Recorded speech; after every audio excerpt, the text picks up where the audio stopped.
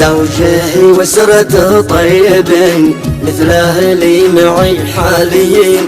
يا رب احفظ الغاليين وابني والفطين الحليل. لو تضايقت ما اقول لكم ما عندي وما عندكم، واقول بسكم همكم يا تفاح حالي ولي.